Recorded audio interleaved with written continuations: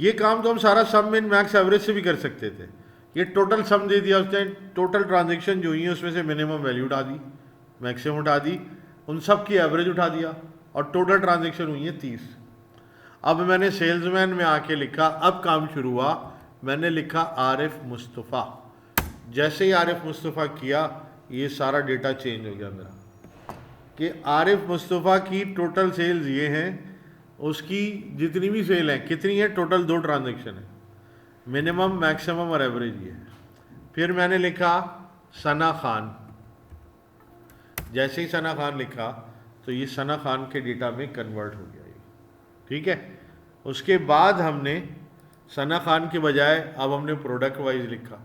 हमने कहा जी एप्पल का बताओ, तो एप्पल की 3 ट्रांजेक्शन्स हैं और वो उसने बता दिया कि उन ट्रांजेक्शन में से जो मिनिमम मैक्सिमम और एवरेज सब बता दिया उसने। फिर उसके बाद आपने कहा कि कस्टमर वाइज बिलाल, बिलाल भी आ गया, ये भी आ गया। फिर आपने कहा जी मुझे सेंट्रल रीजन वाइज चाहिए डेटा।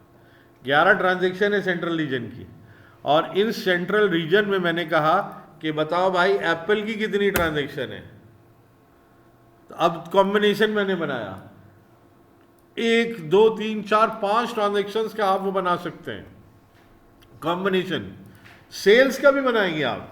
आपने कहा ग्रेटर देन 50,000 कितनी ट्रांजेक्शन है, तो बता देगा 13 ट्रांजेक्शन है।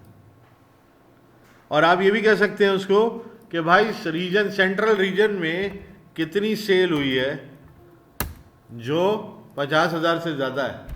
अब बताएं मुझे कौन सा फॉर्मूला ऐसा है जो ये सब कुछ बताता हो, लेकिन डी सम आपको ही करके दे रहा है क्योंकि आप यहाँ पे कैलकुलेट कर रहे हैं। लेस देन आपने कहा जी 64,500 मुझे ट्रांजेक्शन बताओ कौन कौन सी हैं, उसने कहा 8 ट्रांजेक्शन हैं सेंट्रल रीजन में आई हैं। सेंट्रल को ऑफ कर दूंगा तो टोटल 20 ट्रांजेक्शन हैं जो लिखी हुई आई हैं। उसके अलावा अगर मैं ये कहूँ कि ऐसे तमाम सेल्समैन जिसमें स्टेरिक के आ रहा हो,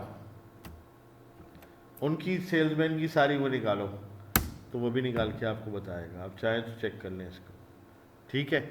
जहाँ जहाँ एप्पल लिखा है, फॉर एग्जांपल यहाँ एप्पल भी है, पाइन एप्पल भी है, तो मैंने एप्पल लिखा तो मेरे पास 3 ट्रांजेक्शन है।